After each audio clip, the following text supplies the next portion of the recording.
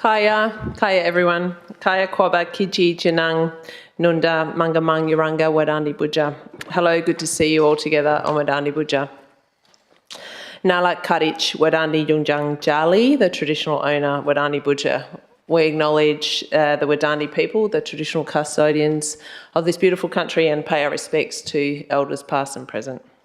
I declare the meeting open at 5:30. Item 2 on the agenda, councillors, is attendance, and we have no apologies, but we do have approved leave of absence from Councillor Keno. Item 3, disclosures of interest. I haven't received any. Are there any disclosures of interest, councillors, for tonight? No. Okay. We will now move into item 4, public questions. 4.1 is response to previous public questions taken on notice, and there are none. So now move to 4.2, public question time. Are there any questions from the public? Please come and stand at the podium with your name and address. Thank you.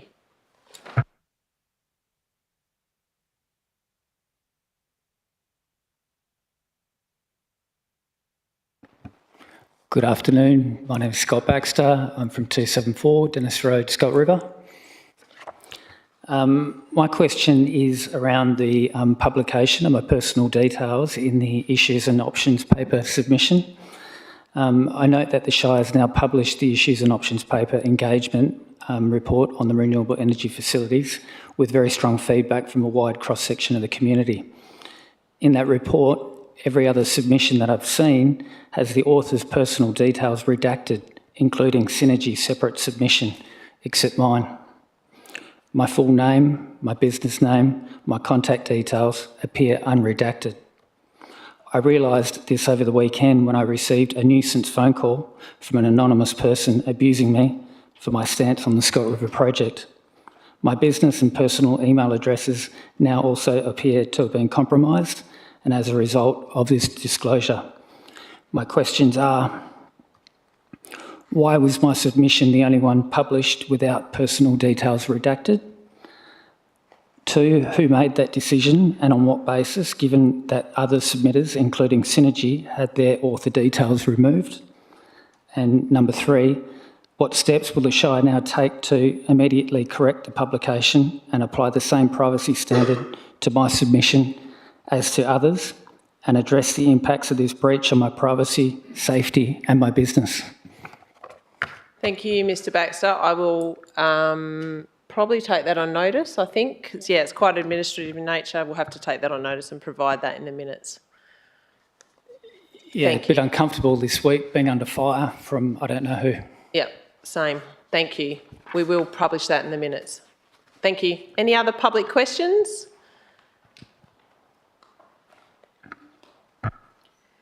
Emma Pinnock, 29 Turner Street, Augusta. Public record of deputations and meetings recordings. As I understand it, the Shire does not currently minute, record or publish the content of public deputations, even on major items of long-term significance, such as this renewable energy facilities policy. In addition, there are long-standing inconsistencies and gaps in the full recordings of council meetings on the Shire's YouTube channel.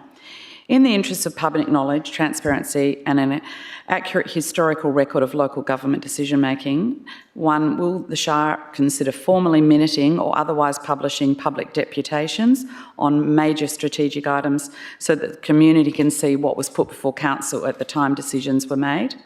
And will council make it a priority to ensure that the complete and accessible recordings of all ordinary council meetings are available via the Shire's online channels and to address the existing gaps in the YouTube archive?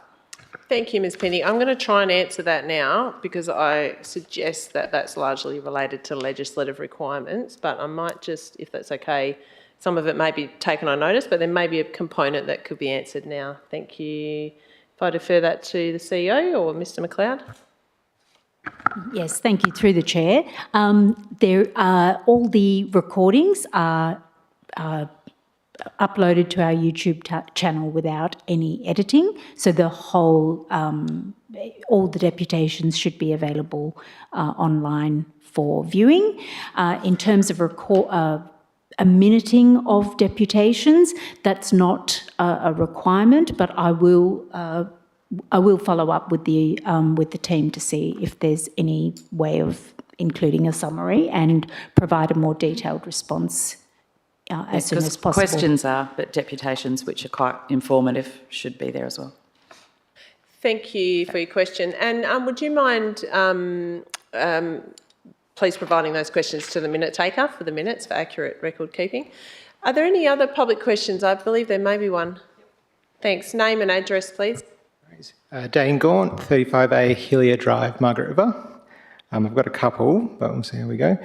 Okay, first one. Given that for every formal hotel or resort bed, there are now nearly 17 STRA beds, meaning that over 85% of all visitor beds are short-term rentals. In the Shire's view, does this represent a balanced and sustainable accommodation mix? Good question. Unnoticed. Okay, we might just. How many other questions do you have, Mr. Gaunt? I've got three others. Yeah. Do you mind just prompting them, and then then I'll handball to my fellow director here to perhaps assist with that. Thank you. Righty. The next one is. The Shire previously stated its STRA assessment approach is informed in part by the SAT case Hall and Shire of Augusta Margaret River. Given this decision predates the September 2024 regulation amendments and the November 2024 Planning for Tourism and Short-Term Rental Accommodation Guidelines, Maciejewski and City of Belmont SAT case, Abdullah and City of Belmont SAT case, both of this year, does the Shire consider the continued reliance on a 10-year-old decision consistent with contemporary planning law and best practice? Do you want to keep rolling through this? Yep, sure. Next one is, are the cumulative impacts of approving hundreds of STRA properties on housing supply, employment, amenity and neighbourhood character formally identified, measured and considered under the Local Planning Scheme, Local Planning Strategy and Local Planning Policy 7? And the last question is, does the Shire consider the current form and implementation of Local Planning Policy 7 to have been effective in achieving the objectives of the Local Planning Scheme and Strategy, particularly around amenity, housing availability, community cohesion, neighbourhood character, and the unbridled growth of unhosted STRA? Thank you, Mr. Gaunt, for your questions and for providing them prior to the meeting. I'll now pass this over to Mr. Logan, who can assist in answering it. Yep, thank you. Yep, through the chair. It's obviously a sort of a complex and nuanced issue, and I think we find a lot of the times we're talking about different numbers depending on what people are talking about and exactly how they're defining things. But in general terms, in relation to the first question about 85% of all visitor beds being short-term rentals, I'm not sure if it's quite the inference there is that 85% are in the short stay use of dwellings that are wholly unhosted or not, but regardless, there were 471 dwellings approved as unhosted STRA as at July 2025 across the Shire. Our estimates based on dwelling size conclude this would accommodate approximately 3,000 guests at full occupancy. Using the supply data from our local tourism planning strategy for all other forms of accommodation, holiday homes in that context would account for just over 30% of the overall accommodation supply. Well, the rate of STRA growth has been high. Since 2015, the Shire has determined applications for a number of formal hotel and resort applications in recent years, including the Margaret River Hotel, which is currently under construction, Warcliffe House, also under construction, the Furnav Hotel, and have obviously received the current application under consideration for the Narrabeen tourism site. So prior to those, we didn't have any sort of super high-end accommodation. These applications and approvals would suggest that increases in STRA have occurred at the same time as major hotel and resort applications continue to be progressed, maintaining some form of balance in the type of tourism offerings available. So with respect to the case law and does the Shire consider continued reliance on the 10-year-old decision consistent with contemporary planning law and best practice? Obviously precedence is an important factor in the consistency in decision making. and needs to be considered relative to the context of a particular proposal. Like the City of Belmont decision, the Shire has not supported holiday homes that are inconsistent with the locational criteria set by the policy framework. And a previous tribunal case of the Shires in 2022 was referred to as precedent in the City of Belmont decision. The Hall decision relates to management practices for unhosted STRA, dealing with a different aspect of regulating this land use. All of these decisions were taken into account, are taken into account where there is a transferability to an application being assessed, which is considered to be consistent with contemporary planning law and best practice. Cumulative effects of approving STRA on housing supply, obviously a contentious issue. The Shire has predetermined areas where this type of accommodation can and can't go based on some of the considerations that we've mentioned. And these areas have been adjusted in response to issues that have emerged in regulating this land use over time. Unhosted STRA is not permitted in urban expansion areas to maintain lower cost of housing for permanent occupation and to avoid areas of smaller lot sizes where amenity impacts have historically been more difficult to manage. Holiday homes are contemplated in areas where this land use is part of the expected amenity of the area, such as coastal settlements, larger rural and rural residential properties, and town centres of the Shire. In terms of housing supply, the Shire's view is that the biggest impact locally has been the allowance by the state government for ancillary dwellings to be used as hosted STRA. This has long been prohibited by the Shire to maintain lower cost rental accommodation, and this supply is now being impacted as more people opt to rent ancillary dwellings on a short stay basis. Do we consider that the current form and implementation of LPP 7 has been effective? Yeah, we think it's been pretty good. We like to consider ourselves at the forefront of policy development on the short stay use of dwellings. Obviously, it's a focal issue for our community. In respect of amenity and neighbourhood character, the LPP limits unhosted STRA locations where lots are larger or this land use is an already established part of the amenity of the area. This has been effective in reducing the incidence of complaints about this form of accommodation. It is recognised that the supply of this type of accommodation will fluctuate as the amount of unhosted STRA closely relates to the rate of dwelling approvals, which has also been high in the Shire. Provided they are located in the predetermined areas set by the Shire, provision for this type of land use is necessary to meet the requirements of the tourism market.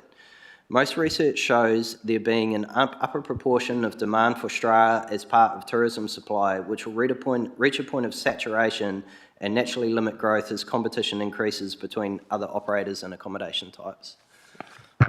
Thanks. Sorry, what was that research? I don't have it recorded here, but I can provide some copies of it to you if you like. That'd be great. Thank you. Yeah, but in summary, thank you for your question. And it is, council's acutely aware of the pressure that puts on our long-term housing stock. And fortunately, we have had our local planning policy in place for 20 years, which has, helped us manage regardless of state legislative change, which always impacts us. But yeah, thanks for your question. There's a really good case going to the Busselton Council tonight. It'll be worth watching the outcome of that. Great. So will we. Thanks. Thank you. Are there any other public questions? Yeah, sorry, actually, my apologies. Mr. Gaunt, there might be a question. Is this to staff, Councillor Boland, or...? It was just a question about the City of Belmont case. I wanted to have a look at that. I didn't catch the reference. There was two. We can provide that. Yeah. Is that in the information that came to the Shire? Yeah. Okay, if I could be provided with that, I'm interested in having a look at it. Thank you. Absolutely, Councillor, not a problem. Thank you. Thanks.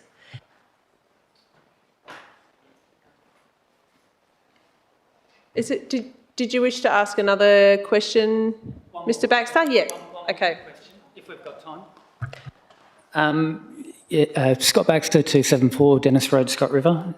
Just in relation to the renewable energy facilities policy that I think's up for conversation tonight, my question is around a site visit to understand the local sensitivities. Would the Shire staff, the councillors and the CEO be open to a tour of the Scott River district to see firsthand the landscape, the environmental sensitivities that we're talking about, including the floodplain, the acid sulphate soils, the wetlands, our farming operations and bushfire access constraints? If so, who should we liaise with to organise such a visit? And can this occur before the draft renewable energy facilities policy is finalised so that those making and advising the policy have direct on-the-ground understanding of the area most immediately affected? Thank you for your question, Mr Baxter. I don't see that as a problem, and I would suggest that you liaise with CEO, potentially, if you just email the CEO and we can arrange for that to happen. Yeah, that'd be great. Thank you.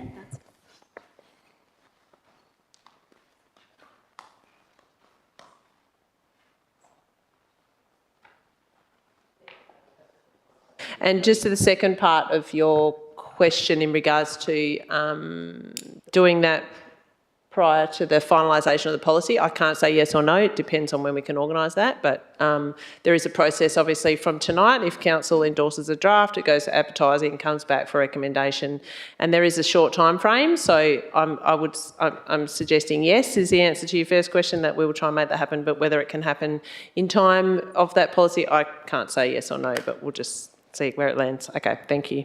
Any other public questions? All right, we'll move on then. So, applications for leave of absence. Do any elected members wish to? No? Okay then, we'll move now to item 6, confirmation of minutes from the previous meeting. We've got 2 items here to deal with councillors. So we've got the OCM held on the 22nd of October 25. Do I have a councillor to move that officer's recommendation? Councillor Boland, and a seconder, Councillor Muir. Do you wish to speak to that, Councillor Boland? Councillor Muir? All those in favour? Carried unanimously. And 6.2 is the special council meeting that we held on the 12th of November 25. Do I have a councillor to move that motion? Thank you, Councillor Darth. That's moving the officer's recommendation. And a seconder, Councillor Winter. Thank you. Do you wish to speak to that? Do you wish to speak to that, Councillor Winter? No. All right, folks, we'll put that to the vote. All those in favour? Carried unanimously. Now we're into item 7, deputations. So we have this evening, we have 7 approved deputations.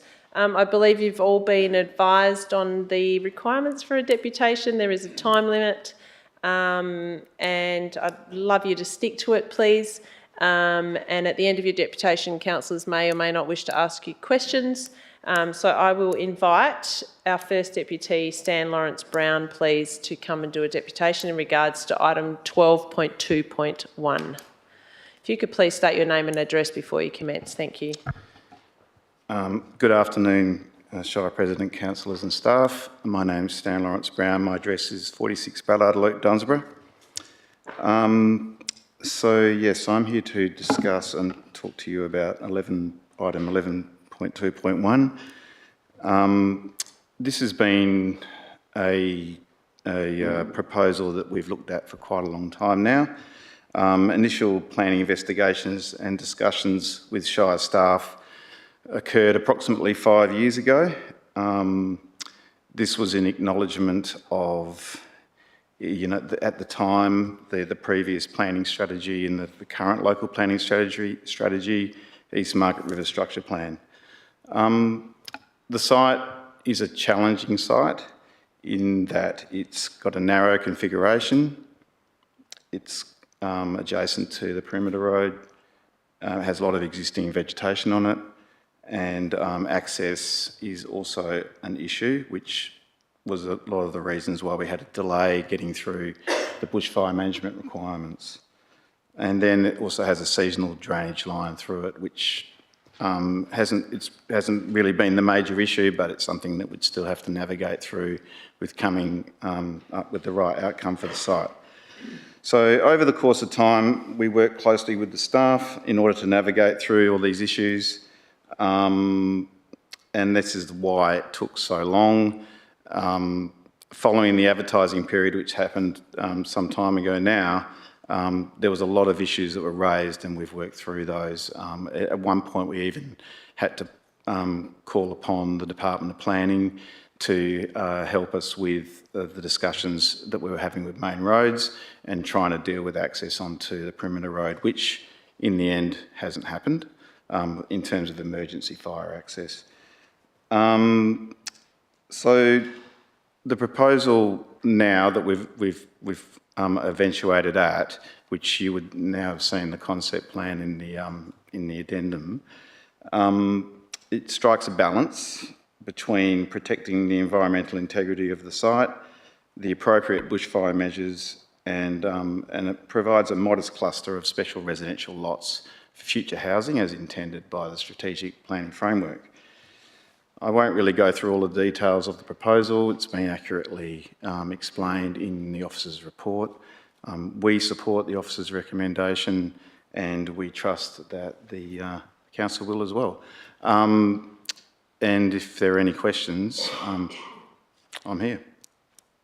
Thanks so much. Are there any questions? Councillors. Councillor Muir. Thank you for taking the time to come and talk to us today. I guess I'm really concerned to ensure that all of the trees in that area that are of significance are protected and maintained, and I just was wondering what your client has done in that regard and what you intend to do and commit to. Yes, so we've had an extensive environmental investigation undertaken on the site. We actually updated it again because of the expiry of time.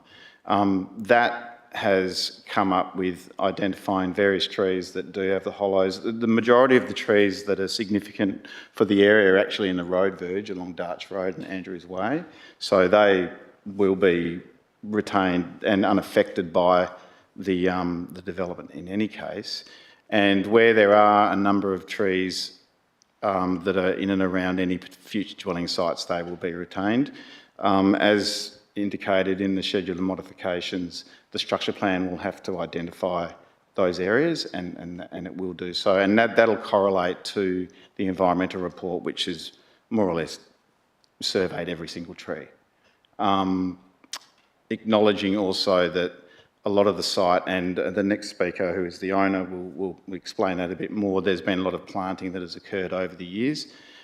Some of that planting is not native vegetation, into WA that is, but it's still going to be retained. We've actually done a percentage of like a retention plan for clearing that we anticipate, and it's minimal. It's extremely minimal. There'll be it'd be treading very lightly in terms of the vegetation being affected. Yep.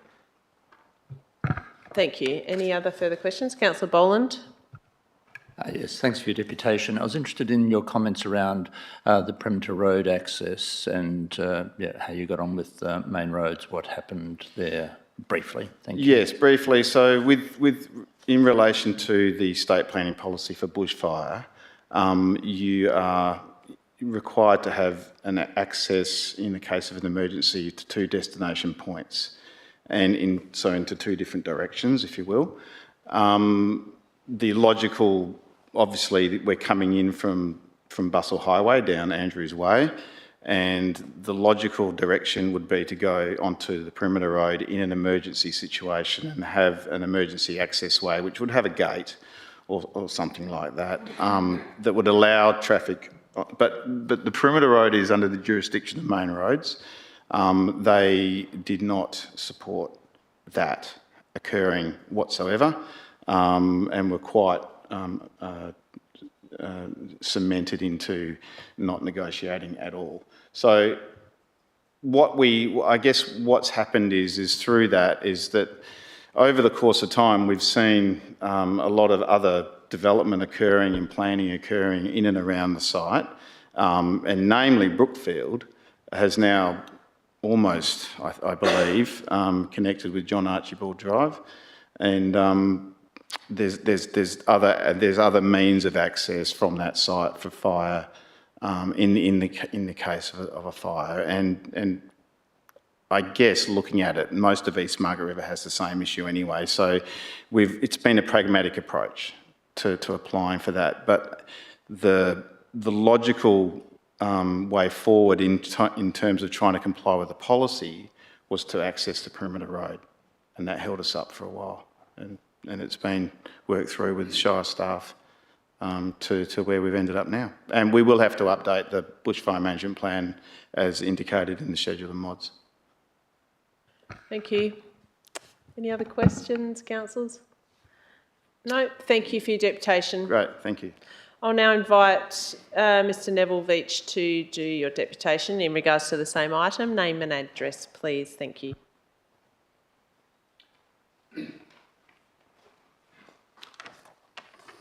Hi, my name's my name's Neville Veach. I live at 192 Roosevelt Road, and I'm talking on what Stan just spoke about.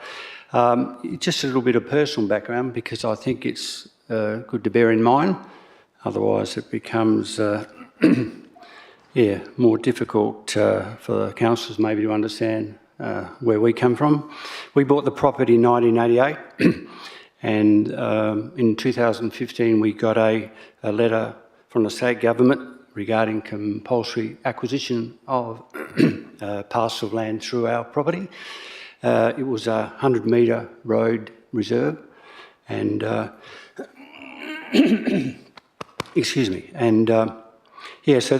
that came as a shock when we bought in '88. We didn't anticipate a road going through there. We can understand the reasons for, and for the good of the community. We can see that services need to be extended and towns need to be allowed to grow, but it was a difficult one for us. We're the only people on the Perimeter Road that have a home close to the road, and we now have a T-junction next to our home, so the noise factor. From a farm management point of view, it's difficult. We're zone general agriculture and priority, and that's on the land we're talking about. It's not a big parcel of land, but that's what the zoning is. So the Shire Rangers have kindly offered to help us, put cattle across the road, etc. But that's not really viable. As the trees grow and the vegetation gets bigger, it becomes unsafe. So we've had to decline that. Also, the water that we had on that block of land came from the main farm, but we can't run water under the Perimeter Road. And so we can only run stock there for a few months of the year if we can get them across there, because after that the water's brackish and dangerous and we've lost stock. And so it's been sort of challenging. One of the reasons that it's been difficult is that we've taken 9 years to come to some resolution with Main Roads. Their Shire planner told us and told them that the block we're talking about, or part of the block, which was Lot 4, could accommodate 32 lots. Now, if Lot 4 on the plan that you've got accommodates 6 lots, and rightfully so, the block of land, like Stan says, has its challenges, but it held us up for 9 years. They made an offer of not much at all, based on the fact that we were going to get well over 30 lots of blocks of special residential, and I think we ended up getting 7 or 8 extra, and we accept that. It was a desktop valuation, or a desktop plan that Main Roads work with, and it never related to reality. So that has made the last 9 years long and difficult. One of the councillors spoke about the trees, or maybe a couple did. Of the trees there, probably 99% of them we've planted. We planted carries and some ornamental ones. The kangaroos knocked ornamentals around, but 95% of the carries survived. So if you've been out to the block or seen pictures of the block, when we bought it, it was bare, apart from the few remnant trees that are now there. So we've cared for the land. We don't want to see any more than absolutely necessary clearing done, and based on where the building envelopes are, etc., that won't be necessary. A bit of tinker around the edges, but basically, the trees we planted in the mid-90s have done well, and we'd like to see, the majority of them remain.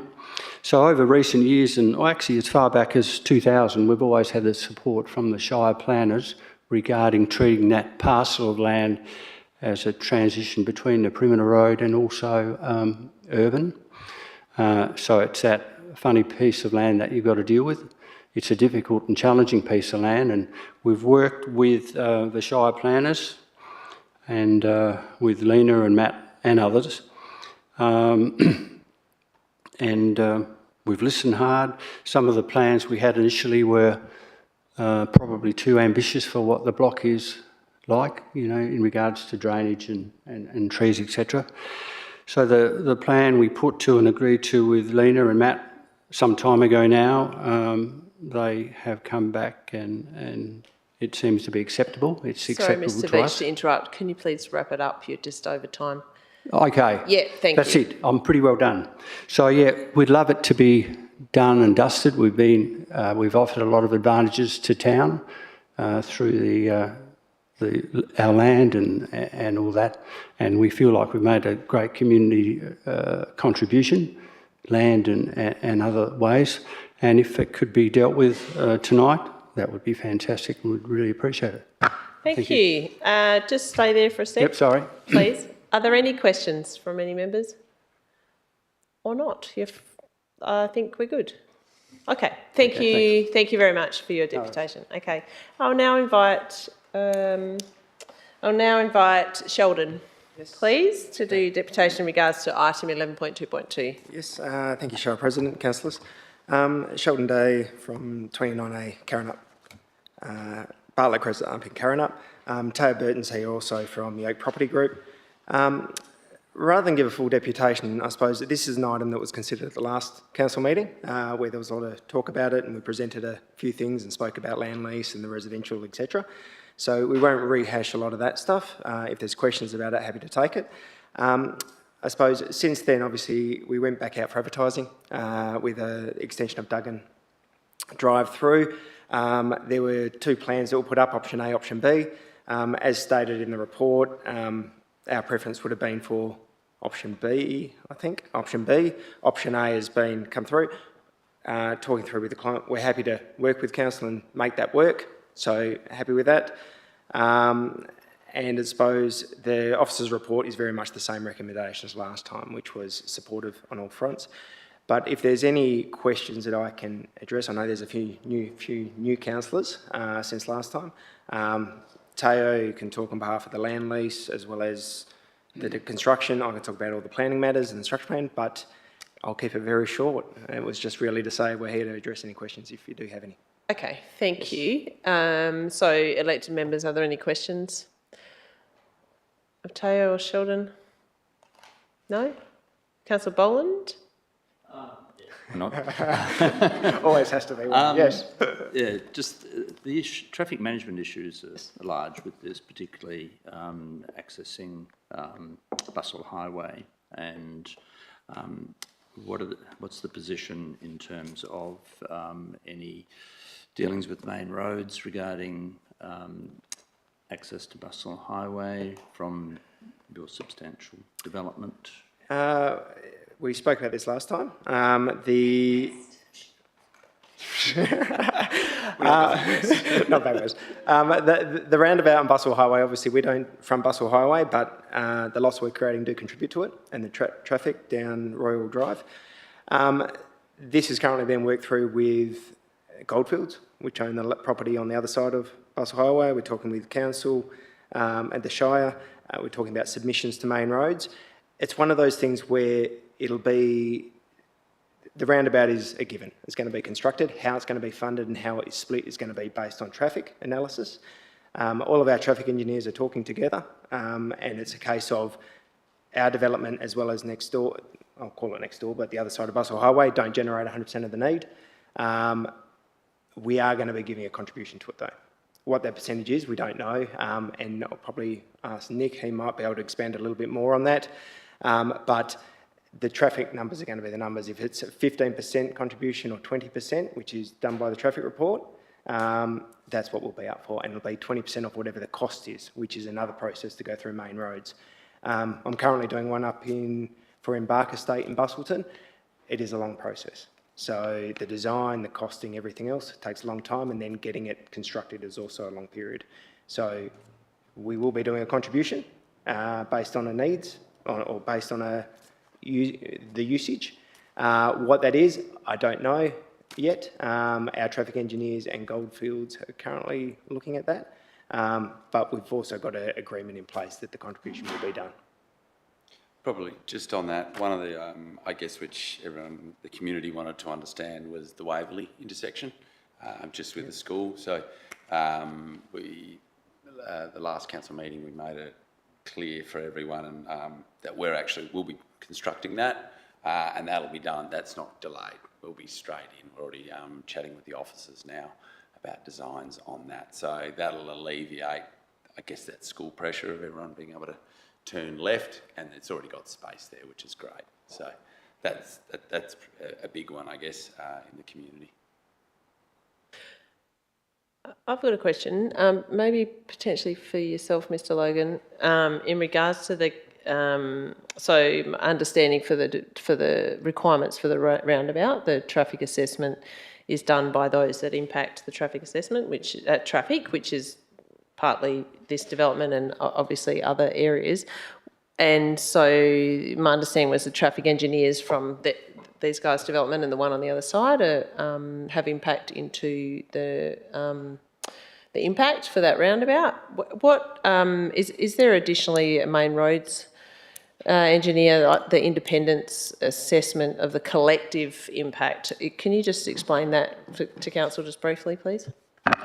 For sure. So through the chair, it's ultimately would be a main roads asset, and it sits on main roads land. So they have a fair bit of say and ultimate veto on what actually happens there. In this case, because it's in part driven by development, the need to bring resolution to that is kind of associated with the development. So some of the designs have been, I guess, put forward by the developers for assessment by Main Roads, and there's always a bit of a difference of opinion in there, but basically we try and all agree on what the standard should be with Main Roads so that we can pursue a common goal in seeking additional funding. Okay, thanks.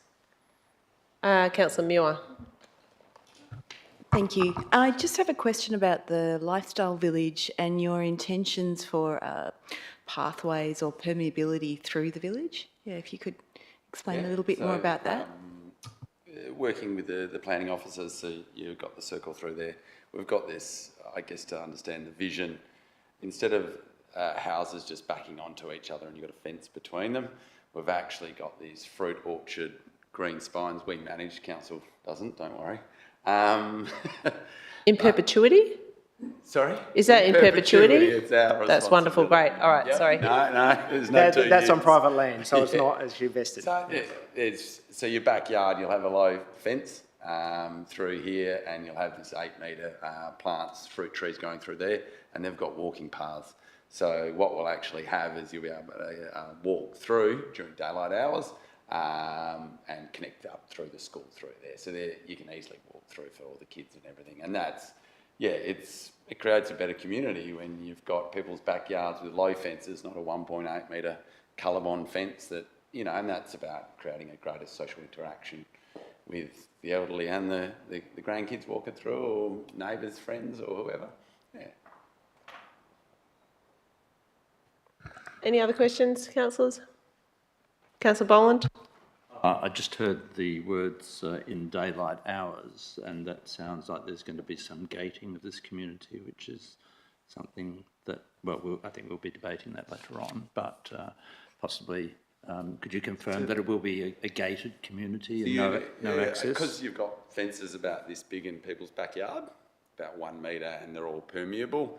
Yeah, I mean, they've got no security, otherwise people can just walk straight into their backyard. So generally what you'll do is you'll open it up for everyone to walk through, and then when it's pitch dark at night, because they're more vulnerable, you can have a single female in there, you would actually close it. So that's more common practice to allow everyone to flow through.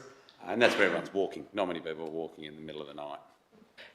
Can I ask, have you done any other development like that with that lifestyle village aspect, where you've replicated that same security measures? On the east coast, I've done it. I haven't done it in WA. Okay.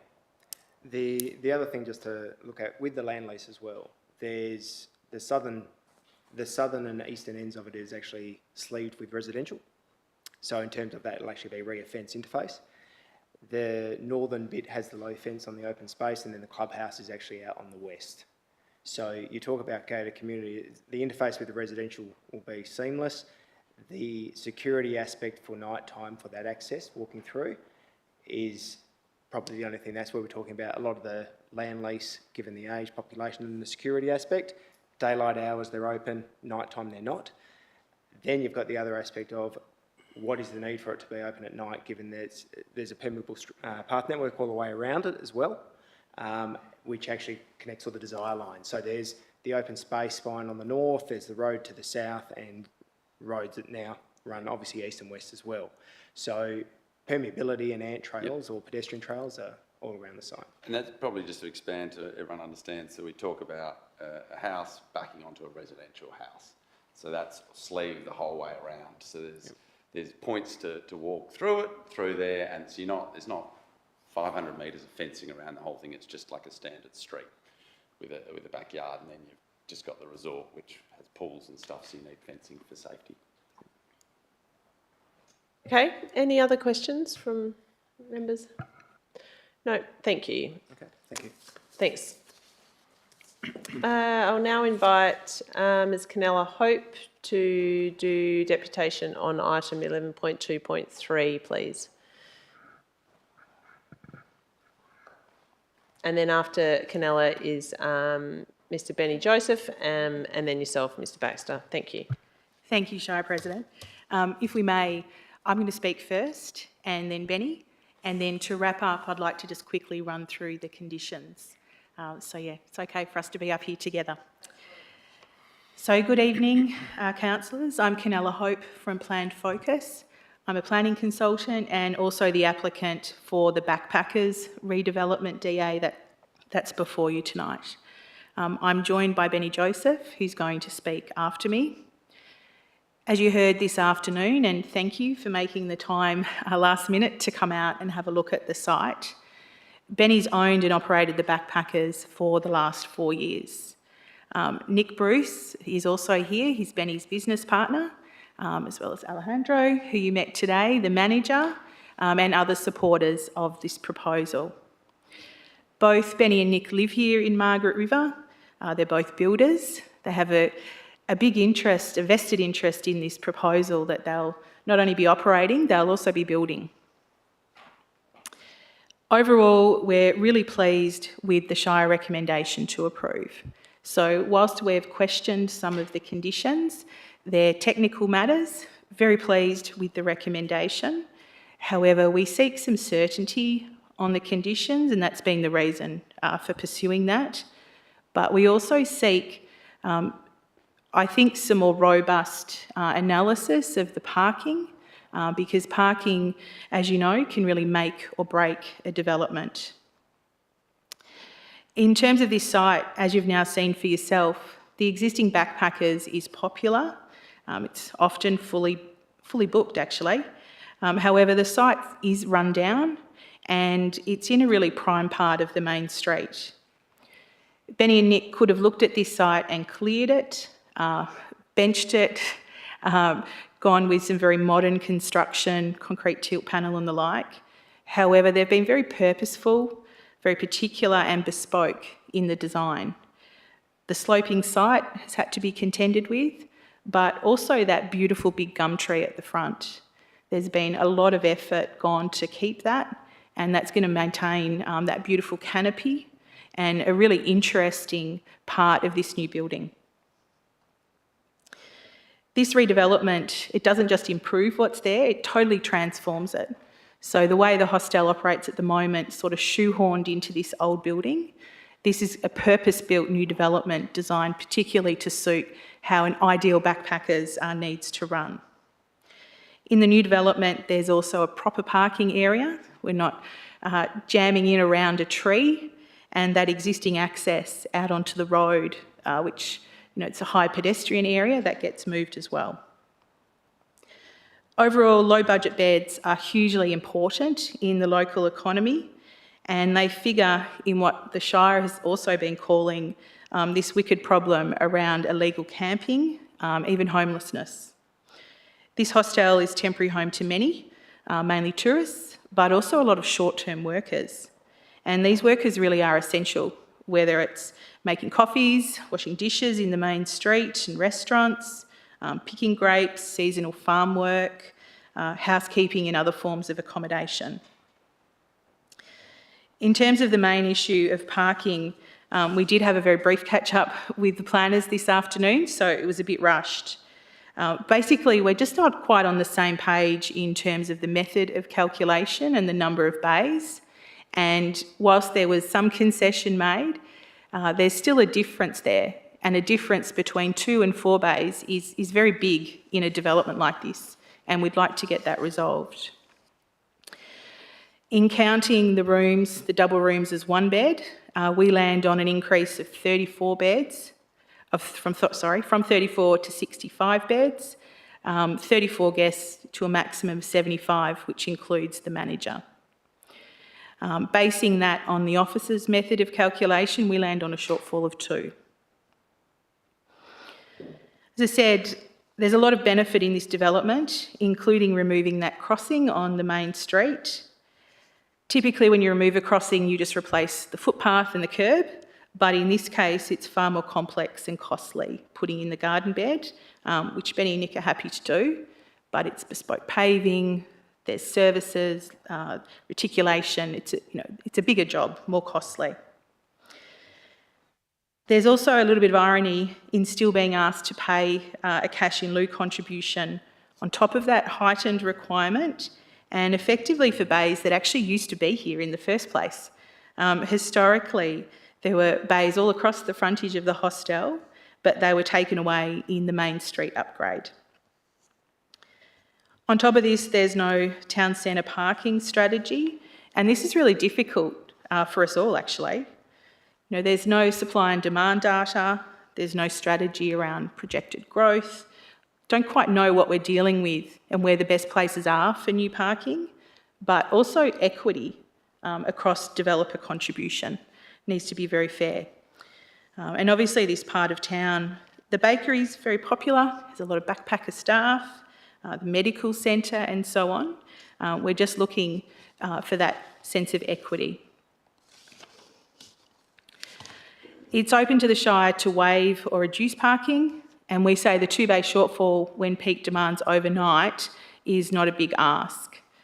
If you decide to keep the cash in lieu condition number 5, then we would ask that there's some clarity about what this extra cost actually is, but also that it's weighed up against the extra cost of removing the crossover at the front. We've had figures floated from, well, $3,000, $4,000, $5,000 a bay to $24,000 a bay, and that's quite a huge disparity. And things like that, as I said, can really make or break the development. I'll hand over to Benny, and then at the end, if I just quickly run through the conditions. Thank you. G'day guys, I'm Benny Joseph from 10 Settlers Retreat, Margaret River. Nice to see you all again.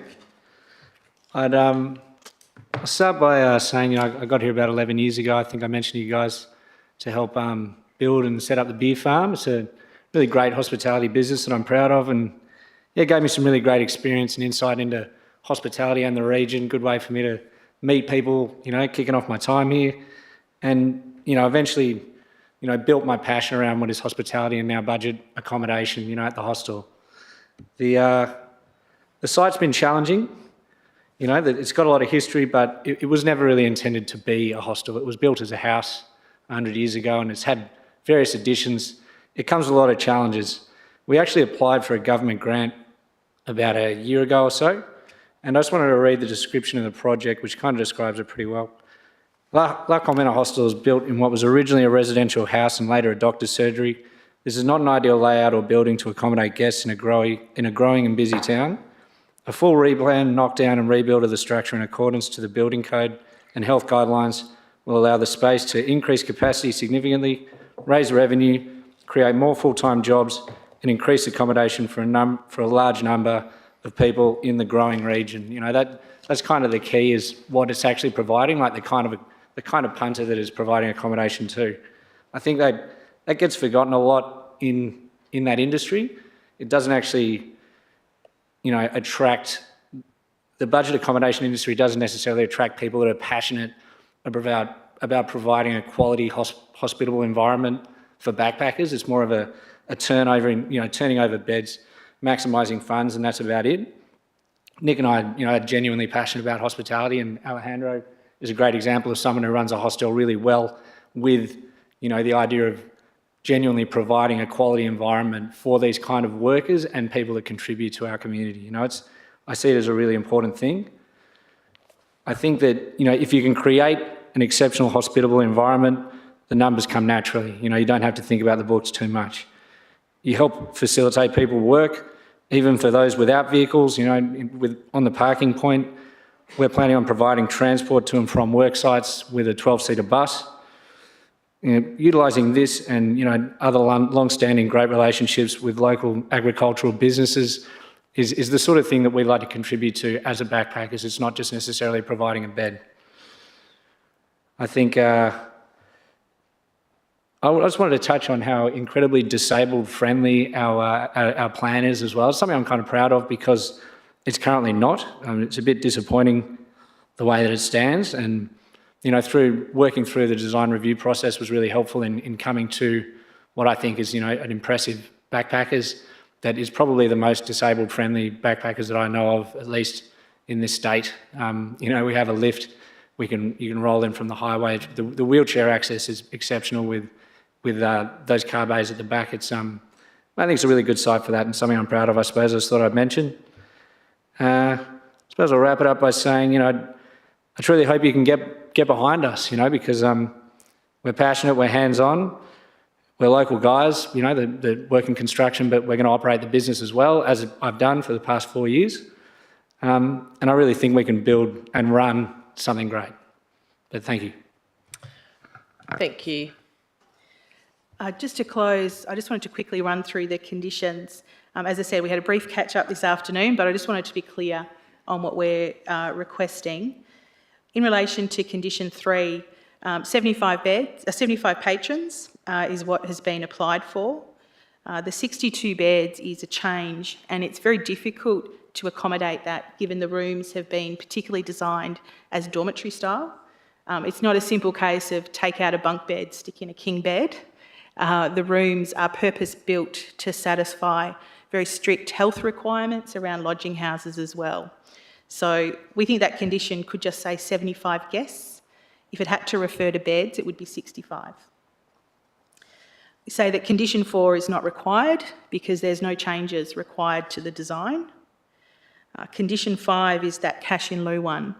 And really that's at the heart of our submission, is around weighing up the benefits of this development versus the cost of providing additional bays. It's a very small waiver. And as you've heard, there are many benefits to this redevelopment happening. Condition 6 is about no packaged liquor. Shire officers clarified that a little bit, but our position is unchanged. We haven't applied for a liquor licence. We don't think the condition really has much value to be included. We were talking about it, you know, a liquor licence here would actually be very helpful in terms of having some enforcement, more weight for policing disorderly behaviour, but selling packaged liquor is not part of this proposal. If there became any ambition to do that, that would need a whole new DA and a whole new process. So yeah, that condition is not what's been applied for. The remainder of the conditions we've queried just so we're not duplicating information that's already been provided.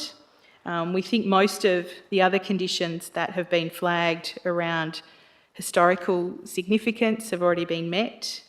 The public art combines the heritage statement So we just wanted to be clear on that. They're not two separate things. It's the one outcome will be public art that reflects and interprets and records the history of this site.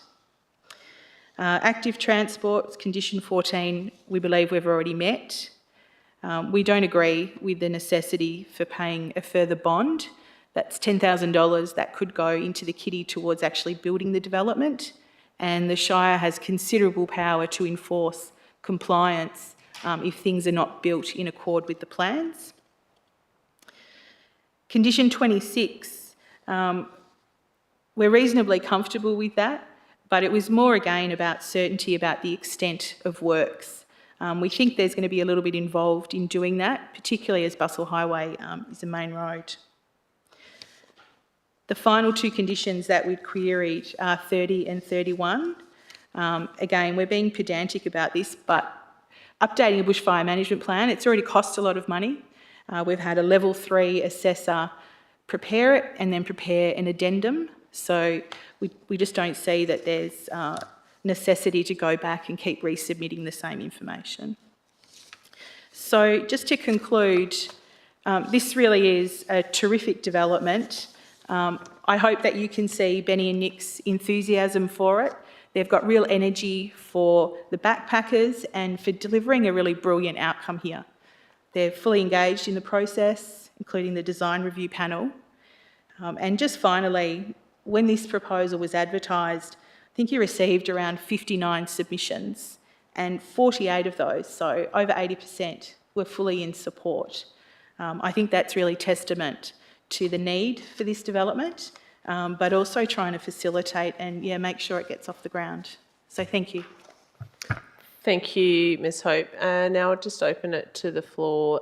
Any elected members have any questions of either of the deputies in regards to this item, or to the staff for clarity? If not, yes, Councillor Boland. Just the change around 62 beds in the recommendation before us to the applicants suggesting 65. I wonder if we could. There's been some conversations apparently today with the administration, the planners. I was just wondering whether that is accepted. Right? Is it accepted that it becomes 65? I'll just pass that over to Mr Cuthbert to answer. Sure. Thanks, Councillor Boland. Our recommendation is as you have it. Okay. Any other questions? Councillor Duff. Yeah, sorry, just I might have just missed that part. The bond that you, 24. Yeah. Okay, cool. And in regards to the public art policy requirements, what was your response to that? There's several conditions in there. There's two conditions that relate to heritage interpretation and then another condition about public art. Our public art contribution is going to be the heritage interpretation. They're not two separate things. As Benny referred to on site, many ideas about the art, reclaiming, salvageable materials. We've been talking about stained glass. Interpretation of it in the entry of the building to talk to the history. Yeah. But we plan on doing a mural that we're happy to get approved regardless on the north-facing wall. Got some really nice plans with a stained glass window, and yeah, and we got a pretty good taste for this sort of thing, and we won't do anything tasteless, and obviously get the tick first. Yeah, I'm sure you do. It's just more around, are you accepting of the 1% of the construction cost for contribution towards public art in regards to a policy that's embedded in our scheme? We accept the requirement for public art. Yeah. I think Benny needs certainty of a DA issued to then fully explore the public art and what it will be. But it's delivery of an art outcome. It's not going to be paying the Shire money. Okay, all right. We'll be spending more than 1% on the public art. Wonderful. Councillor Dar? Yeah, just so the condition 24, the bond is, I guess that's standard practice. That's Question for Mr Cuthbert, thanks. It's standard practice for us, yes. You'll see that on many of the approvals we issue. Any other questions? Councillor Bell? Yeah, my question is for the Shire staff. The applicant seeks more clarification on the cash in lieu. Can you explain the process for when and how that clarification of those expenses will be provided? Yeah, sure. So if the condition is retained, as we've suggested it should be, then it would require the proponents to come up with a design as to how those car bays would be accommodated within the road reserve. And at that point, we'd have something that can be costed and then the cost will be known. But until we have a design, it's not possible to apply a figure in terms of including that in the condition of approval. If you did, you would have to accept that if the value of the works is more than that, then the Shire would be subsidising the bays. Okay. Any other questions, councillors? No? Well, thank you both for your deputation. Thank you. I now invite our final deputy, Mr. Scott Baxter, in regards to 11.2.4. Yes, Scott Baxter, 274 Dennis Road, Scott River. Good evening, CEO, councillor, staff in the gallery. Yeah, my name's Scott Baxter and my family have been farming this district for generations. Our property directly adjoins the proposed Scott River wind farm site, so this draft renewable energy facility policy will shape what we live beside for the rest of our lives. I want to be clear at the start that I support the Shire having a local planning policy for large-scale renewables, but it has to be written for this community and for this landscape and not for the convenience of one proponent. Your own engagement report makes three things very obvious. Firstly, people are sharply divided on large-scale projects, especially wind. Some people want a rapid rollout. Many others, particularly in Augusta and the Scott River, are deeply concerned about the industrial scale development on the floodplains, wetlands and the prime farmland. Secondly, there was strong support for having a local policy because the state guidance is lacking and is too generic. People want local safeguards around their environment, their landscape, their agriculture and their amenity, not just to cut and paste to suit state climate targets. And yeah, thirdly, the big themes in the comments are exactly what we should be talking about tonight, and that is protecting biodiversity and the wetlands, protecting landscapes and tourism, managing noise and health, and stopping our best food-producing land from being turned into an industrial energy zone by stealth. If this policy doesn't grapple with those issues head-on, it isn't doing the job the community asked you to do. Let me bring that down to Scott River and Augusta. This is not just like an empty desert, or as Synergy likes to call it, degraded farmland. It's a floodplain with acid sulphate soils, a pressurised superficial aquifer, nationally significant biodiversity with threatened ecological communities, backing straight onto beef, dairy and cropping enterprises that feed into strict national food safety systems. On top of that, our district is carved into relatively small land titles. These are not 10,000 hectare stations where you can tuck the turbines kilometres inside one boundary. If you put a 250 metre industrial structure with that pattern of ownership, you will push the noise, the infrasound, the shadow flicker, light and construction impacts across the fence, and there's simply nowhere else for them to go.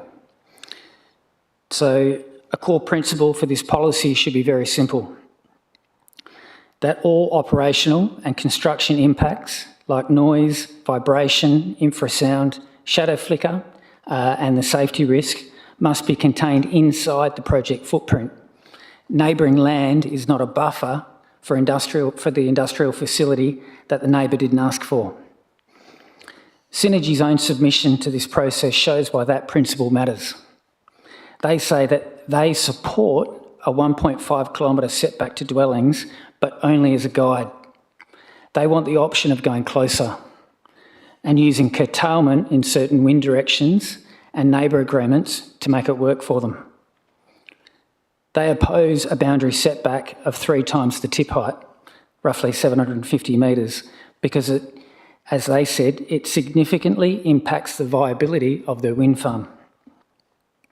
Instead, they recommend a boundary setback of 1.1 times the tip height from the development envelope boundary, neighbouring agricultural land and public roads. So I can translate that for you. They want their 250 metre machines only a few hundred metres off somebody else's fence, and they want you to treat the ratepayers' land and our roads as their buffer, because anything more hurts their economics. That might suit their balance sheet, but it does not suit a landscape of small farms and homes where people live, they work livestock, they grow food, and we fight fires. The Shire's job is not to write a local policy around Synergy's project economics. The Shire's job is to write it around community safety, amenity, landscape, and long-term land use. If a wind farm can't stand up on its own footprint and it can't meet conservative noise and safety thresholds at meaningful separations from both houses and boundaries without leaning on neighbour agreements and will turn the wind turbines down if we get complaints fine print, then it's definitely the wrong project in the wrong place. Sorry, you are out of time, so if you could please... So the one-sided pattern runs through the whole submission on quite a few different issues. But yeah, on the noise, they want you to keep it flexible. The assessment and management plan and the trusters, there's just no clear benchmark that reflects our rural living on small land titles. Yeah, so tonight, if you choose to advertise this policy, and I think that we should strengthen it first. We need to embed the principle that impacts must be contained within the project footprint and neighbours are not buffers. Make it clear that high acid sulphate risk floodplains and pressurised aquifers and landscapes that depend on aerial firefighting are fundamentally unsuitable for large-scale industrial energy facilities. Yeah, the Scott River, Hardy Inlet and the wider Augusta community are part of Western Australia's food bowl and natural heritage, and your policy should say clearly that this community is not a dumping ground for projects that only work if the neighbours carry the impacts. And I'd just like to finish with one thing and remind everybody here that any compliance issues with this large-scale facility, like the one proposed, will fall on the Shire to regulate and to mediate, with all that extra cost and long drawn-out disputes ultimately carried by ratepayers. And we've seen in lengthy court cases around industrial projects in sensitive locations, both here and overseas. I've allowed you to go well over time. Please wrap it up.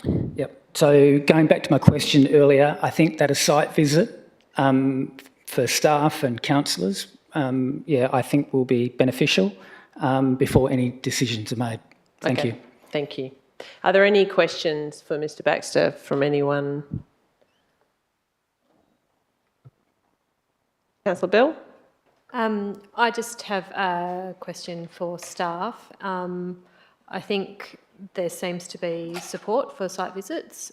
Can that be incorporated into, you know, the consideration, like during the advertising period, if this policy is adopted, so that we can consider that in detail prior to finalisation? Yeah, I think we've already addressed that, and we'll do our best to enable that to occur. Yep. Yeah, thank you. Thanks for the opportunity to talk. Thank you. Thank you. Sorry, would you mind just turning that off, Mr Baxter, that button? Great, thank you very much. Okay, folks, that's the end of deputations. Item 8 is petitions. Do we have any petitions? No. And then now announcements from myself. And yeah, as we've all experienced, it's been a productive month across the Shire. We've had our new members of council meeting with various business units throughout the organisation, gaining, I'm sure, a lot stronger understanding of the important work that each of the team within the Shire delivers and your role as an elected member. So thanks to all of the staff who supported these briefings. It's been pretty busy and they're really invaluable as our new elected members settle into their roles. I've also continued meeting with a number of community group chairs to stay connected in the grassroots initiatives happening on the ground, which there are many. And of course, these conversations are essential in keeping council aligned with community needs and priorities. Advocacy work remains strong with a recent meeting, myself and the CEO with Minister Don Punch, to ensure our region's voice continues to be heard and that the key challenges and opportunities remain firmly on the state government's radar. Additionally, I attended the paired event over the weekend and had interactions with Minister for Tourism, Minister Whitby, the new TWA Director General, and also the Chair of Tourism Council. So it was a good opportunity to, certainly send some messaging around the authentic Margaret River experience and the pressures that we're feeling from the impact of tourism on our infrastructure and our inability to fund that now and into the future. Of course, looking ahead, December's full of community connection. We have the obviously lots of AGMs at community groups supporting the Margaret River Christmas Carols Friday week, the Christmas Love Margaret River Street Party on the 18th of December, and of course I'll be presiding over our final citizenship ceremony for the year. On the 11th of December, if anyone wishes to come along, attending many school graduations, and thanks to those councillors for assisting in my absence when I can't, and of course wrapping up for our last council meeting at the end of December. I will be in a week or so heading to Perth and joining the local government homelessness knowledge training panel. So that's specially designed with Shelter WA in collaboration with WALGA around, it's particularly for elected members in advocating, obviously, and participating in something close to my heart and an issue that we're all experiencing. It's also finally my pleasure to acknowledge the great collaboration between the Shire and the community group, an example we had recently in that building the replica boat using the timber from Quarramup, from the pine trees that were recently removed. It did take a bit more effort on behalf of the Shire officers, but a great community outcome in, it's just great to acknowledge that collaboration and the willingness to work together, a really great example of our commitment to the community. So thank you for enabling that to occur. I'll now move on to item 10, which is questions from members, of which due notice has been given, and I don't believe there are any. So we will move into the various reports. And the first one to consider, councillors, is 11.2.1, which is the scheme amendment in relation to Darch Road. Councillor Bell, do you wish to move that officer's recommendation? Yes, I would like to move that motion. Okay, do I have a seconder for that? Councillor Muir. Councillor Bell, do you wish to speak to that motion? Yeah, I would like to add the following amendment to that motion. Okay, yep, we'll deal with each amendment on its own. So I think the staff have this one, do they? Yeah. This is in regards to Darch Road? Yeah. Yeah. So with regards to modification 3, can that be modified to read, update the structure plan map to identify vegetation to be retained across the site and adjacent to Darch Road, including trees containing WRP drays, suitable DBH trees with no hollows, suitable DBH trees with hollows, vegetation types 2, 3, 4, and the rest of that modification is as written. Okay, yep. So we have those, that just what you read out on the screen. So that's been captured. Yep. And, okay. And the additional amendment. We'll just deal with one at a time. So we'll just deal with this amendment. So we've got yourself moving it, and do we have a seconder? Councillor Muir. Okay, Councillor Bell, do you wish to speak to this amendment? No. That's, well, other than obviously that's just to strengthen the protection of important habitat trees and vegetation. Okay, and Councillor Muir, do you wish to speak to that? I was really pleased to hear that the proponent is keen to support vegetation, and I guess this just gives additional clarity and ensures that we do identify those trees and protect habitat.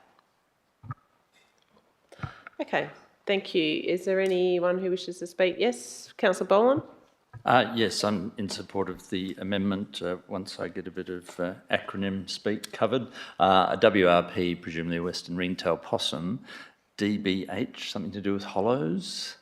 Could I get clarification on that?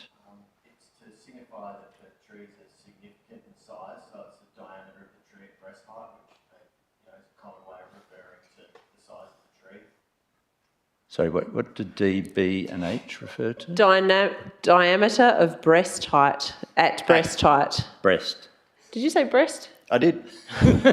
It's a word that I never thought I'd say at a council meeting, but I said it. Okay then. Maybe, are you clear on that, Councillor? Maybe that's why we left it as an acronym, I don't know. Yes, thank you, that clarifies things. Thank you. Can I ask a question? Is this the strengthening within the structure plan map? Is there, this is the place to do this, right? Like this is the, I guess I'm just asking, is this the greatest opportunity for council to have this higher level of vegetation and habitat retention for recommendation to WAPC, yeah? Sure, and thanks for the modification, Councillor Bell. I think it highlights the fact that, and as the proponent's already said, a lot of the really significant trees are just adjacent to the site in the road reserve. So with our modification, when we talk about protection of the environment, this clarifies that it's not only on-site, but just off-site as well. Yeah, great, thank you. Any other councillor wish to speak for or against this? No, given there's been no against, we'll just put it to the vote. All those in favour? Carried unanimously. Okay, so did you have another amendment you wish to propose, Councillor Bell?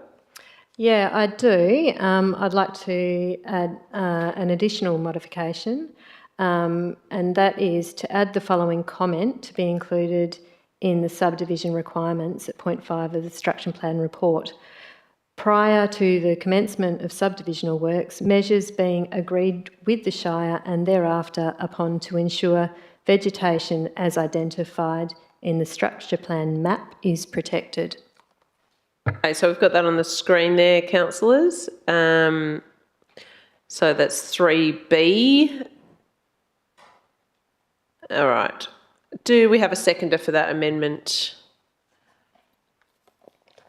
So prior to the commencement of subdivisional works, measures being agreed with the Shire and thereafter undertaken to ensure vegetation as identified from the structure plan map is protected. Councillor Muir, are you seconding that? Okay, Councillor Bell, do you wish to speak to that amendment? Yeah, I would.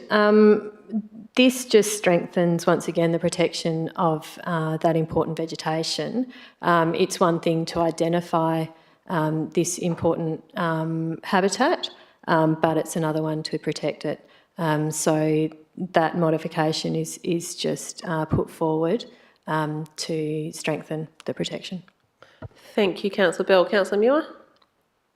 No, I think, as previously said, whatever we can do to protect important habitat, and it, I guess, keeps in the wishes of the proponent as well and our broader community. Any other members wish to speak for or against this? Okay, given there's no speaking against, we'll put it to the vote. All those in favour? That's carried unanimously. Those two amendments now become part of the substantive motion. Councillor Bell, which you moved, and Councillor Muir, I think you seconded it, yeah. So Councillor Bell, you can now speak to that motion if you wish.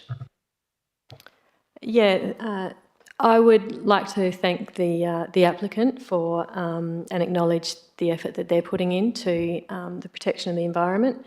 I'd also like to raise an issue that was identified during the site assessment, and that was the suitability of the site for on-site sewage disposal. I've been assured that the site will be appropriate and that appropriate buffers from the watercourse will be provided. So, yeah, I'd just like to raise that as something that has popped up during the assessment and our consideration of the item, and that we are supporting the item on the understanding that that will be addressed through the local development plan. Thank you, Councillor Bell. I just have to ask, actually, Mr Logan, in regards to the addendum, an incorrect date in the schedule of mods, just for accurate minute taking. I'll just get that administrative correction before I allow you to speak, Councillor Muir. Yeah, sure. Just through the chair, an addendum was issued for administrative correction to provide an updated version of attachment 3, the revised structure plan. So that attachment replaces the previous version. Further to this, the date reference for the structure plan map and the schedule of modifications was therefore incorrect, and that's been corrected administratively. Okay, great. Yep. All right. So that's taken care of. Thank you. Councillor Muir, do you wish to speak to this motion? I think it was pleasing that there have been a number of modifications to ensure that it is, I guess, the best use of the land and also protection of the values of the land. So thank you to the proponent for their work, and thank you. It was also very helpful to have a site visit and I guess get a full lay of the land. Thank you, Councillor Muir. Any other councillors wish to speak for or against this item? Councillor Darth? Yeah, just very quickly, I'm in support of the officer's recommendation with this, especially after hearing from Stan and Neville. Thank you for giving your deputations. They really help councillors understand both sides, and I was very happy to hear that you're in support of the officer's recommendations. So yeah, I'm very happy to support this. Anyone else wish to speak for or against this? If not, we'll put it to the vote. All those in favour? Carried unanimously. We now move into item 11.2.2. And that is the structure plan for lot 500 Waring Road. Do I have a councillor to move? Is that the officer's recommendation, Councillor Bell? Yes, and a seconder? Councillor Darth. Councillor Bell? Yeah, I'd like to move the motion subject to the amendment, and that is with regards to modification 7. Okay, so we're just dealing with the, amendment, if you want to read that out. Yep. With regards to the officer recommendation, to add the following words at the end of that recommendation, and that is that the area are to be provided in line with the Quorum Up Precinct Plan. Okay, councillors, we have that on the screen there. So it's part of point 1A in regards to clause 4.6E3.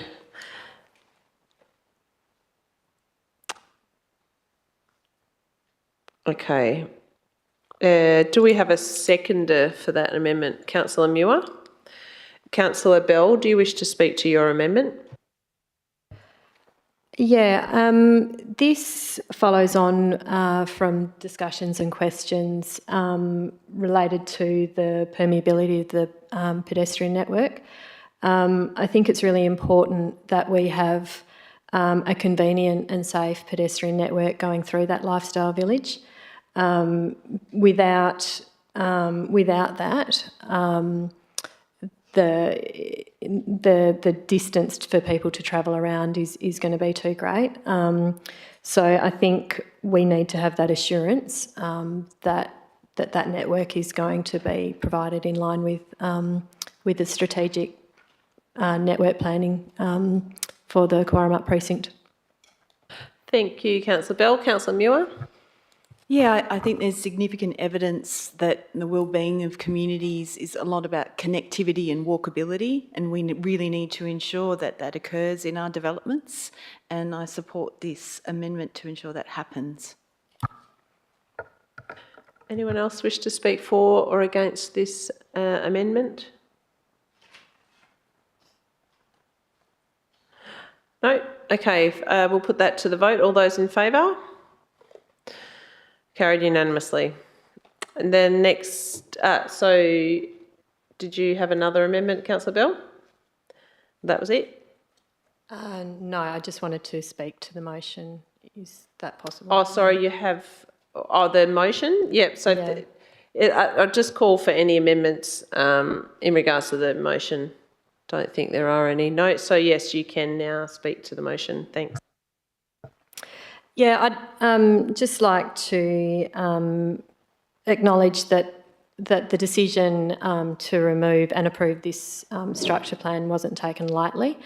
There are some significant issues with regards to the permeability and the connectivity of the road network in Quarramup, and the removal of that Wearing Road connection it's not something that we've considered lightly, particularly with regards to the submissions that the community members have made, and they've raised significant concerns. It's a really difficult issue to work with. If we proceeded with that Wearing Road connection, it could potentially result in the removal of significant habitat trees. And we don't have the detailed information, transport information to require that connection at this stage. So it's really important that we retain that public open space so that future connection can be provided if necessary. I'd also like to acknowledge the concerns within the Quarramup community about significant transport upgrades that are required to our network. We did touch on that roundabout, which is absolutely critical, and it's difficult to see how any future development either side of the highway can proceed without that. So funding for that piece of infrastructure is absolutely critical. But it's not just about a roundabout. Currently, the people of Quarramup can't get from one side of town to the other safely with only one single pedestrian access on Bustle Highway. As a council, we are looking at our advocacy options to work with the relevant cabinet ministers and all our stakeholders to progress that. And also to work with Main Roads to ensure that we get more updated traffic counts on Bustle Highway, because the permanent counters have been removed, and so we need updated counts to inform that more detailed traffic impact assessments, and to inform our advocacy. So yeah, that's all. Great, thank you, Councillor Bell. Councillor Muir, do you wish to speak to it? Yeah, this is a significant development for Quarramup and the township and our community, and we certainly have considered it carefully. It's really helpful that it has gone back out to community consultation. I think that's important. I guess it raises again for us considerations about population growth and what the impacts are on our infrastructure, on our road systems, on our schools, and on our reserves and our community services. And I do hope that there is further consideration from our state government and potentially others, what's required for a community to exist and the well-being that's needed, and I guess the support that's required, because currently local governments are not getting that, and we really need better support and infrastructure to support these types of communities. Thank you, Councillor Muir. Anyone else wish to speak for or against this? Councillor Boland? Yes, I'd speak in favour of it. I think we've addressed some of the more contentious aspects in our modifications, and then there's been some further amendments today to deal with particular aspects like the permeability of the site, which is very important. Councillor Bells mentioned the Waring Road connection, which could be very important. And then our recommendation is all about recommending to the WA Planning Commission and requesting the WA Planning Commission. Let's hope that they will take into account our local knowledge and local input about various things, because, as Councillor Muir has mentioned, there's considerable pressure on Quarrup and other places in the Shire because of development, but particularly Quarrup and particularly the road network. So hopefully the WA Planning Commission will take on board these matters and approve the structure plan. Well, this is the second structure plan. It's a substantial change to the first one, which we've been prepared to accept, but hopefully the WA Planning Commission will take on board our concerns and address them. Thank you. Thanks, Councillor Boland. Anyone else wish to speak? I'll just conclude and say that, yes, of course, I also hope that WAPC considers this seriously, but yeah, I don't actually have much confidence in that serious consideration of the challenges that we face as a local government and the inability to manage this rapidly growing populations. And, well said, Councillor Muir, they need to be adequately provided with services and infrastructure to ultimately, result in, good well-being for the community. Look, it's another significant development in Quarrup. Quarrup's the bottleneck of the entry of our Shire. And, I'll continue to advocate on behalf of council and the community and, those key priorities regards to funding for the roundabout and, getting that message to the Minister for Transport and Main Roads WA. So, I support this recommendation. We'll put that to the vote, councillors. All those in favour? Carried unanimously. We now, councillors, move into item 11.2.3, which is the backpackers item, the demolish and redevelop. Do I have a councillor to move a motion? Councillor Muir, is that the officer's recommendation on the screen? Yes, I'd like to move the officer's recommendation as written. Thanks, Councillor Muir. And do I have a seconder? Councillor Darth. Councillor Muir, do you wish to speak to this? I'm really quite excited to see this proposal. I think it's really important for our town and for our community, and I certainly commend the proponents for what they're trying to do. It looks like something that will be interesting and a real addition to our town. It's really important that we have appropriate accommodation for the people who generally do the hard work in our community. We rely on, I guess, backpackers to do so much of what underpins our industry. So that's great to have that happening. And I'm really pleased to see, personally, the retention of that tree. I think that's really wonderful. And thank you for doing that. I understand that parking is a real concern, and we have thought really carefully about what's put forward. And I understand that it may not meet exactly what you would like, but we have, as far as possible, by looking at an active transport policy. We've looked at, I guess, assessing the first amount of beds and I guess trying to be as equitable as possible.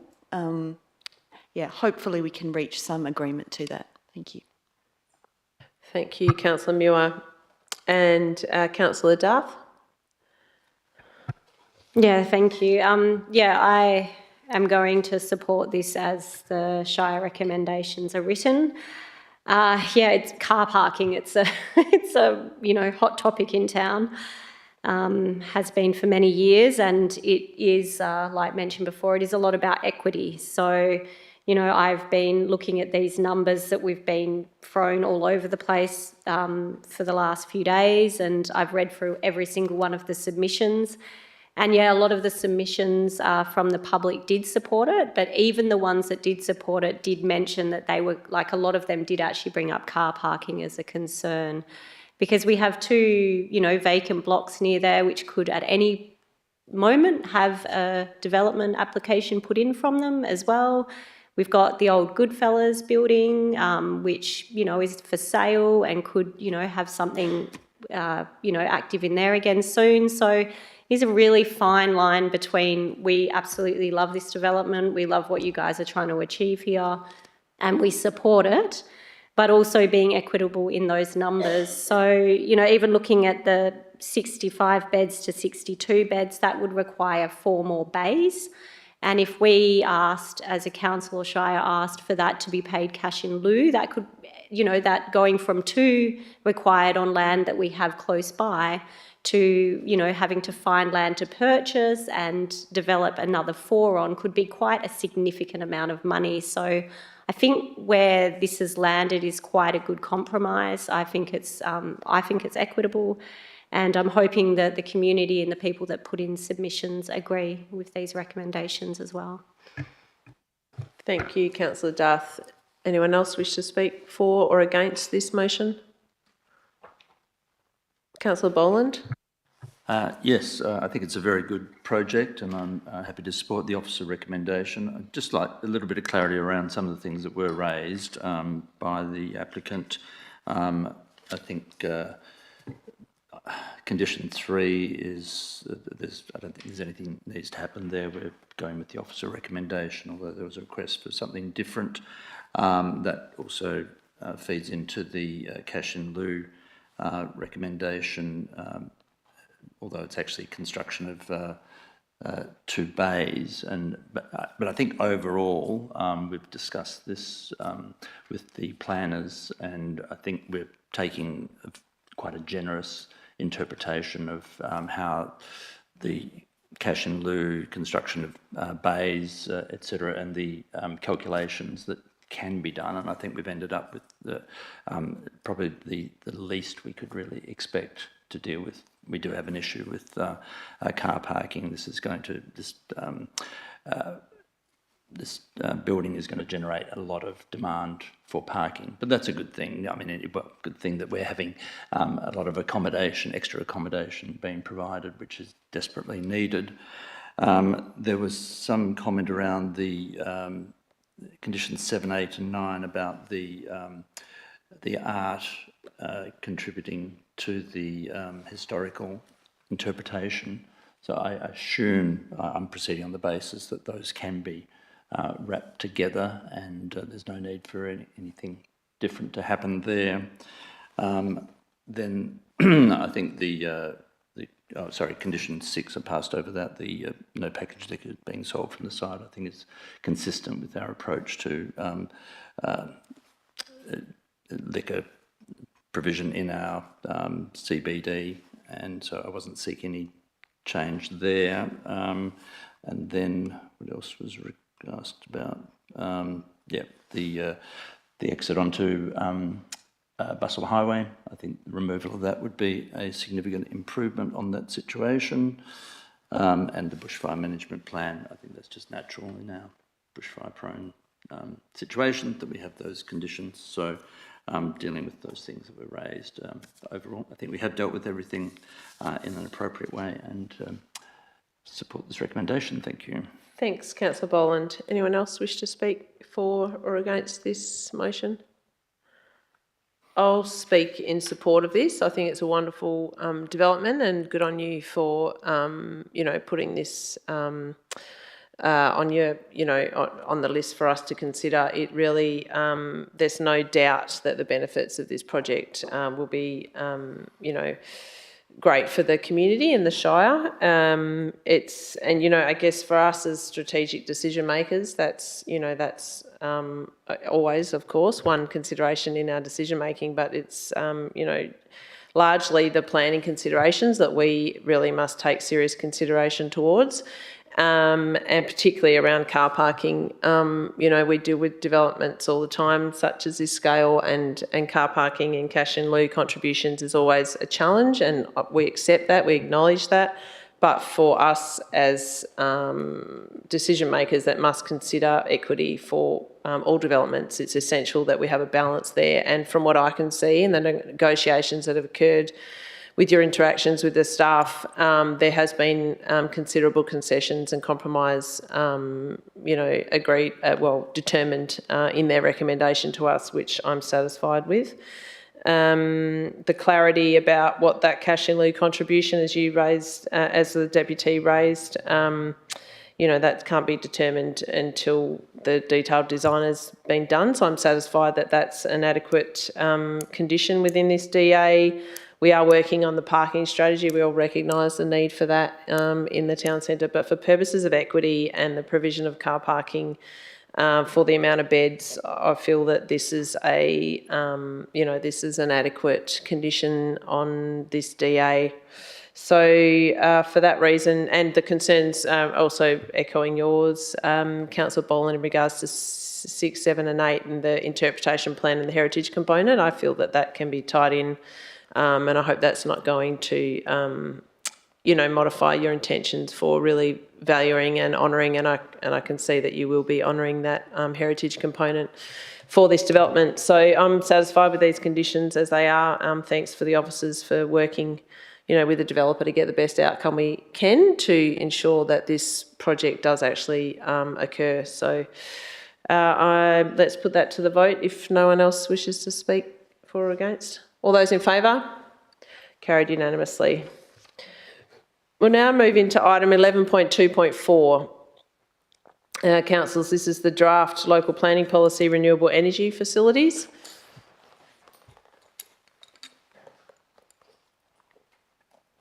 Do I have a councillor to move that? Councillor Muir, and a seconder. Councillor Darth. Thank you. Councillor Muir. I'd like to thank our staff for being so proactive and taking the initiative to develop this policy. It's really in lieu of the state government taking leadership and providing us, I guess, with a statewide planning policy to assess these large-scale renewable energy proposals.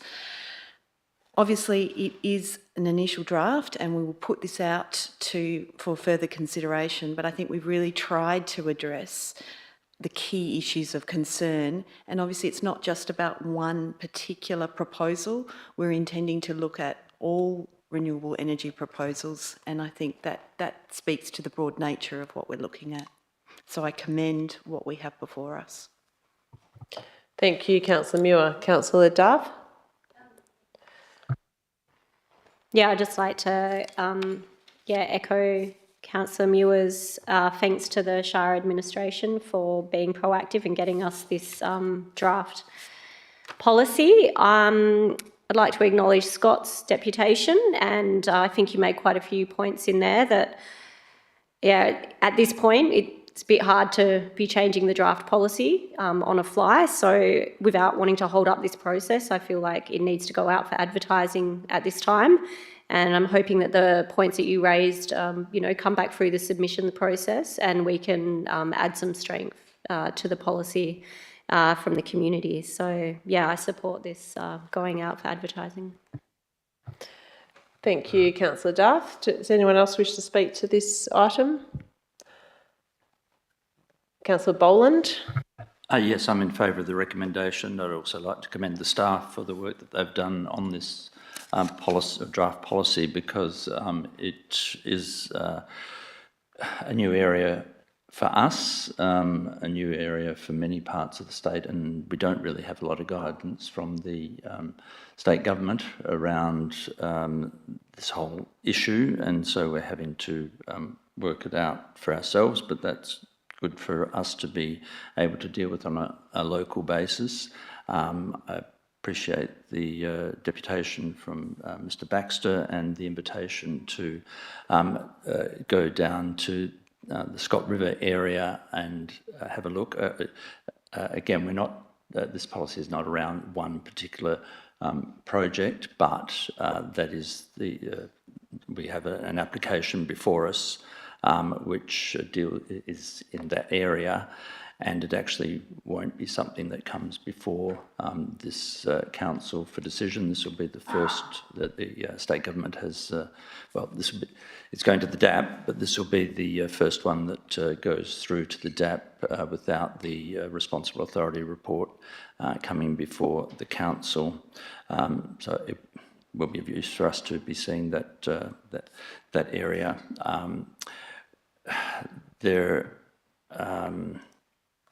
Sorry, there was something else. Well, there's a lot in all this. No, sorry, it's yeah, but sorry. Yes, the timing of this going out. So I think we probably I'll say something about it, that it's difficult to do advertise a policy like this over the period that we have, November, December. But unfortunately, that timeline is necessary for this to be something that we can address prior to the matter going to the Development Assessment Panel. So apologies to the community that it's going to fall in that period, but welcome their input into it, and we welcome their input so that we can have a good policy for this Shire. Thank you. Thank you, Councillor Boland. Any other members wish to speak for or against this? Councillor Winter. Just echoing the same voices around the chamber, and thank you to Mr. Baxter for his deputation, and apologies that it has to come out through December, but it's important that we get onto it before we've got a really big facility proposal in our Shire, and we need to act promptly, and trusting that the things that have been brought up here tonight will follow through in the public consultation. Thank you. Anyone else wish to speak for or against this item? Well, I'll conclude and say that I'm pleased to see this policy coming to us. It's certainly necessary in lieu of the state government having policy to guide the preparation of the DA, which is the role of the Shire in this proposal. We've been waiting over a year for the state government to develop policy. Council uses policy and strategy for all our decision making that we make. So to make a decision around a large-scale renewable energy project without a policy would be, in my opinion, bad governance. We do rely on the state for provision of policy, but they haven't yet done it, so disappointingly. But either way, this does reflect local sentiment and the local issues that have been raised through the consultation process, and further consultation continues with this if we pass this in its current form this evening. Within the report, there was also mention of the current kind of out-of-date small-scale renewable energy policy that we have, which is just recommended to be put on hold for the minute, and once we get through this process, actually come back and look at that and consider for other medium-scale renewable energy facilities as well as small-scale. In that, the reality is that may be something that's considered in the future. But what we're dealing with tonight is the large-scale renewable energy facilities with the DA on the door. I'm pleased to see this in its current form. I guess I encourage the community to, get involved in the consultation of this. And I'd really appreciate that, I do acknowledge that this topic of renewable energy does cause tension within the community. And I would just like to, really recognise that there is some misinformation going around, particularly in regards to certain council members, which is really disappointing and actually bordering on the line of defamation. And there are, procedures that can follow in regards to that personal defamation. So I would hope that it doesn't get to that, but We're always available to talk to any elected members if anyone wants clarity on any facts in regards to renewable energy projects in our Shire or associations with any groups. So I encourage you to pick up the phone and, call and ask the questions. So I will now put this to the vote, councillors. All those in favour, please raise your hands. Okay, that's carried unanimously. Thank you. We'll now move into item 11.2.5, and that is the purchase of one 6-wheel tipping truck. Can I have a councillor to move that, please, or a motion? Yes, Councillor Muir and Councillor Boland to second that.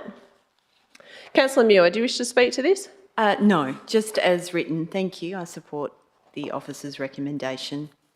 Thank you. Councillor Boland? Ditto. Pardon? Ditto. Ditto, okay. If there's no one to speak against this, we'll put it to the vote. All those in favour? Carried unanimously, thank you. We'll now move on to item 11.3.1, which is the review of councillor professional development policy.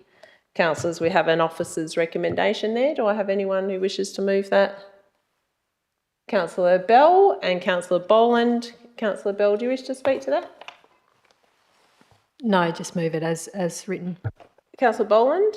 I support the recommendation. The only comments I would make around it are that looking through the organisations that conduct professional development, there's the one that we do a lot with, Wolga.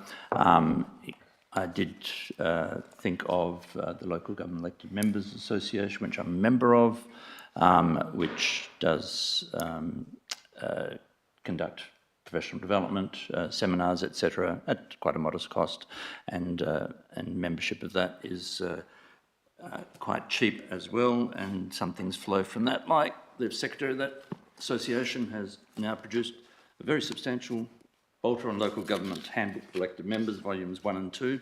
So there's considerable value in that organisation. I checked with the CEO whether the professional development there would be covered by our policy, despite them not being specifically mentioned, but it appears that it would be. So it's good to see. Well, there are many ways you can do professional development, including even doing a diploma as an elected member, but don't think anyone yet is putting their hand up for that one just at the moment. Many years and some expense involved, but yes, the policy I think is good to guide our professional development. Thank you. Thank you. Any other councillors wish to speak for or against this item? Therefore, put it to the vote. All those in favour? Carried unanimously. Councillors, will now consider the item 11.3.2, which is the meeting dates and venues for the following year. I just need someone to move that, please. Councillor Muir and a seconder.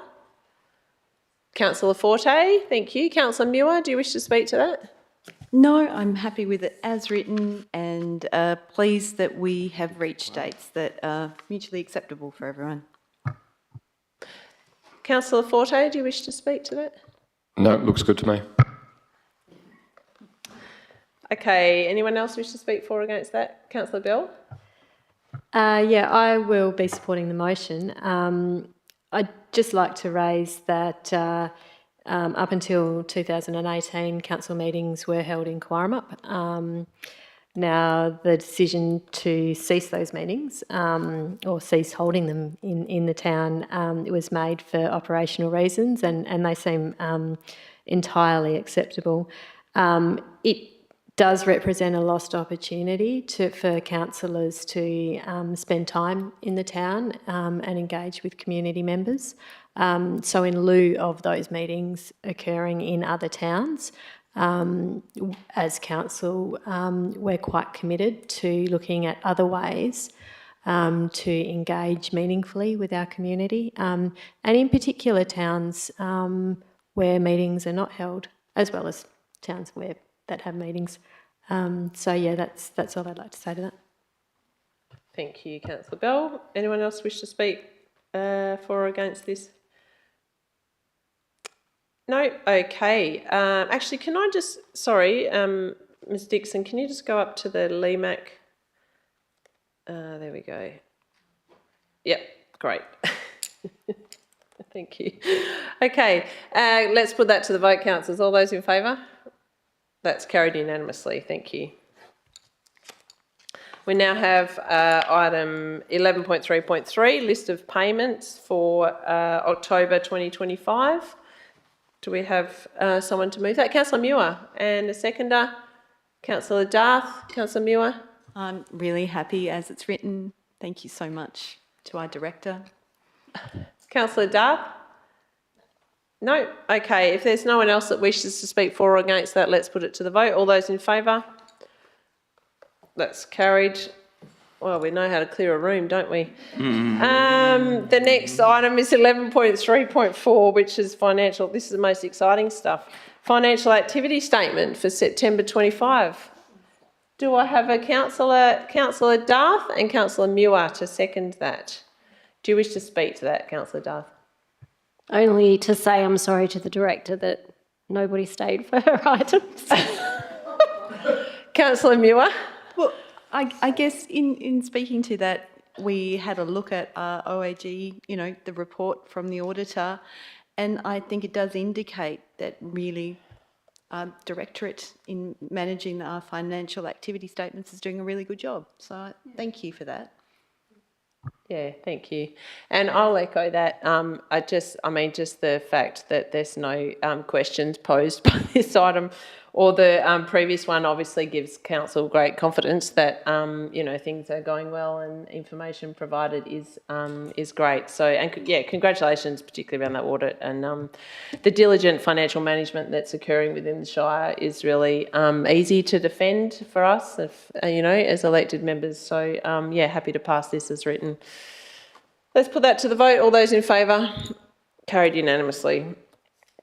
Item 12, there are no motions of which previous notice has been given. Item 13, there is nothing. As far as I know, there is no new business of an urgent nature, nor is there confidential business. So I will close the meeting at 7:26. Thank you, everybody.